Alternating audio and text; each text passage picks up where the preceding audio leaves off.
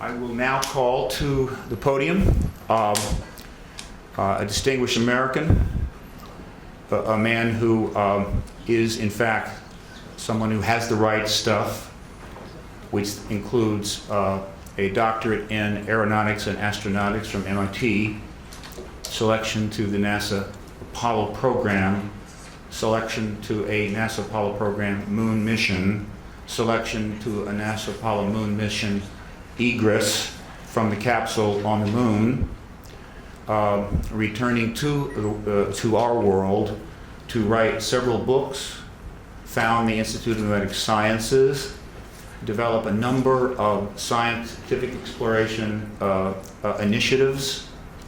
A man who has received far more awards than I could possibly list here, but which do include the Presidential Medal of Freedom nomination for the Nobel Peace Prize in a number of honorary doctorates. And he has some things to say to you this morning. I would like him to come forward now. Dr. Mitchell.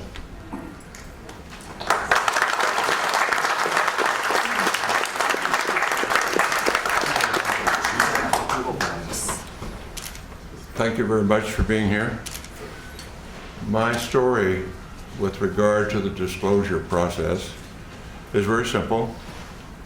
I grew up in Roswell, New Mexico, the site of the first UFO crash, the alleged UFO crash. And my story is as a result of growing up there. I was a senior in high school, just going into my senior year in 1947, when on one day the Roswell Record announced that an alien craft had crashed, and the next day changed that story and said no, the Air Force said that was a weather balloon. And since I was on my way to college and more interested in those things, I didn't pay much attention to it at that point in time. However, my family was in the agribusiness. My grandfather was a cattle buyer and sold registered herds of bulls to the ranchers in the area, knew everybody in the area, the Pecos Valley and beyond, sold cattle into Arizona, western Texas, and was affectionately known as Bull Mitchell in those parts. And so it was not unsurprising to me later on that the lore of the area, of our friends and the people in Roswell, including the sheriff's department, and a military friend of ours, a major, who was also turned out to be a friend of Jesse Marcel, who was the first Air Force officer on the site of the crash. And this Air Force officer was in administration. He was not really involved, but he eventually told me his story, and that's how I became involved. So after my Apollo flight, I did very little. I knew nothing but the lore of the region up until that point. But after my Apollo flight, when I was back in the area and visiting relatives and friends, some of the people in the area who had been involved, what I call the old timers, who were involved in the 1940s, 1947, and subsequent with the Roswell crash, and people like in the sheriff's department who had been to the crash site and were supervising traffic. My friend and friend of our family, the major, who was an office mate of in the administrative function at Walker Air Force Base. These folks, because they had been shushed and told not to talk about their experience by military authority in those days, and on dire consequence if they did, felt that here in the 70s, many years later, that they didn't want to go to the grave with their story. They wanted to tell somebody reliable. And being a local boy and having been to the moon, they considered me reliable enough to whisper in my ear their particular story and their association with the Roswell crash, including the family of the undertaker who provided coffins for the alleged alien victims, and others on site who had been involved or knew the story. And of course, eventually I ran into Jesse Marcel Jr., the son of the Jesse Marcel, who was the first military officer on the site, and knew his story, and knew his story well, and we became friends in later years in this disclosure movement. And at some point, about 10 years ago, and I can't remember what date it was right now, when the disclosure movement was going strongly, I came here to Washington with a Navy commander by the name of Will Miller and Dr. Stephen Greer, and we were able to get an appointment at the Pentagon to talk about what we knew, or what we allegedly knew, what we thought we knew, and went and told our story. And the powers that be at the Intelligence Committee of the Joint Chiefs of Staff listened to our story and said, the Admiral said, well, I don't know that story. I don't know that that's true, but I will find out. So we departed, went on our way, and subsequently learned through Dr. Greer and through Will Miller, and that those stories had been confirmed, and that the Admiral had been denied access when he tried to get into the inner workings of that process. And we had confirmation of that, although that Admiral now denies the fact that this is the fact. So my story is essentially that.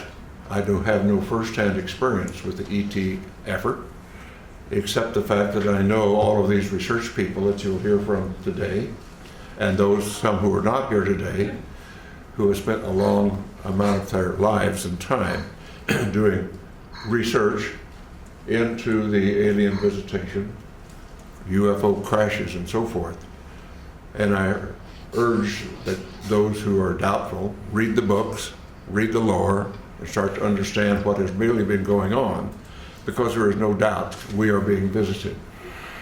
And as a person who is a part of the first generation of being a spacefarer of our civilization and having gone to the moon, and realizing that I do, and many of us do now, that have seen the Hubble pictures from space, the universe that we live in is much more wondrous, exciting, complex, and far-reaching than we were ever able to know up to this point in time.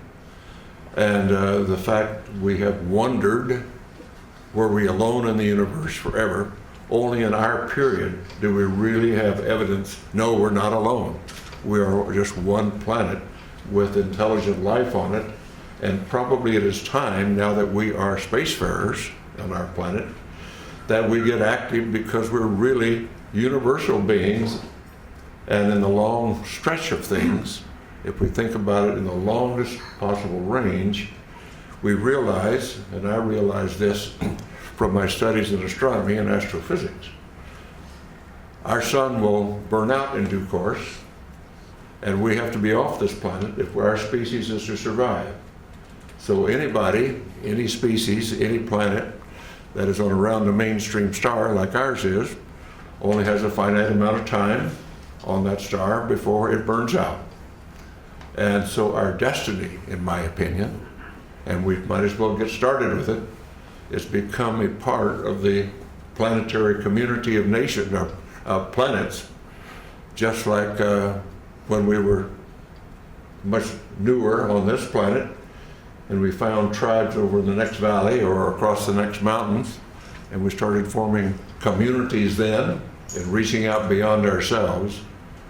At this point in human history on this planet, we're now starting, and ready should be, to reach out beyond our planet and beyond our solar system to find out what is really going on out there.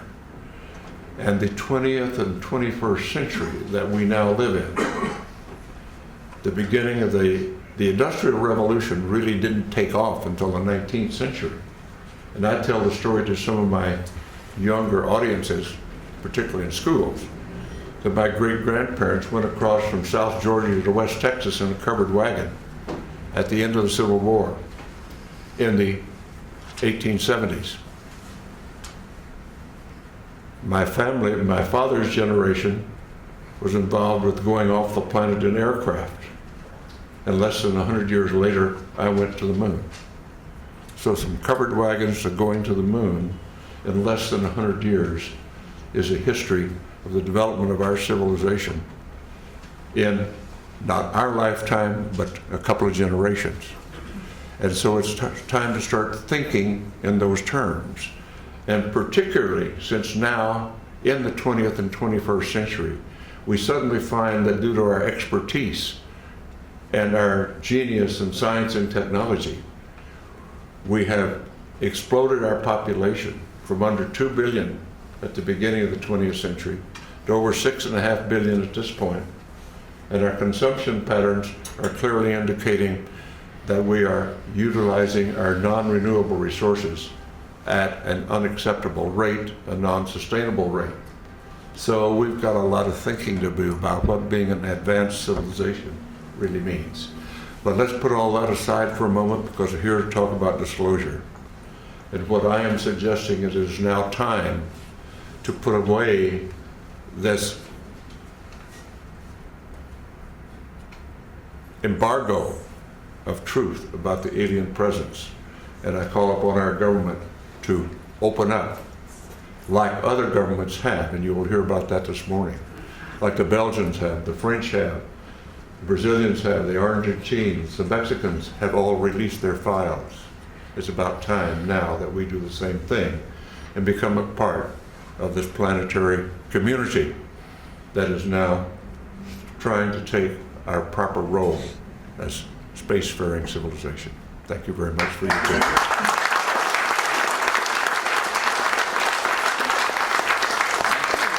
All right, now, would any of the media like to ask either of these gentlemen a question at this point? Any of the reporters? Yeah. Oh, Alan? can you tell us, Dr. Mitchell, exactly what the locals of Roswell told you, if you could remember specifics? On the mic. Yeah. Yes, it was that the Roswell event was an alien craft, that it was not of this planet. That's Okay. the essence. What they really told me was their particular, each one had some particular part of it, like a sheriff's deputy was controlling traffic but heard from what the other people what was going on. The family of the undertaker told about the small coffins that were created for the alien bodies. And my Air Force family friend said yes, he had heard the same thing from Major Brazel. Each one of them just told what their portion of the activity was all about. So putting it all together, the sum total was, yes, it was an alien spacecraft. Thank you.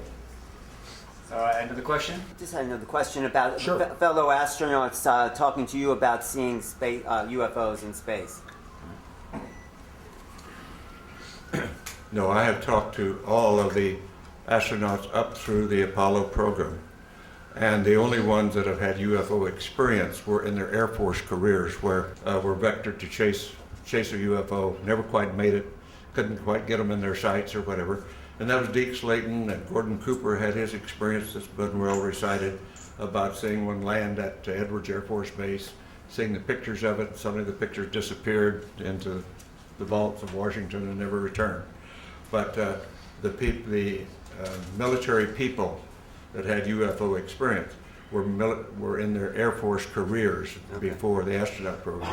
And of course, being a military and a Navy pilot myself, the stories among airline pilots and other pilots is they're just all over the places. And we're all told, shut up about it. I never chased one myself, but all my friends that did, where it was all the same thing, don't talk about it. Thank you.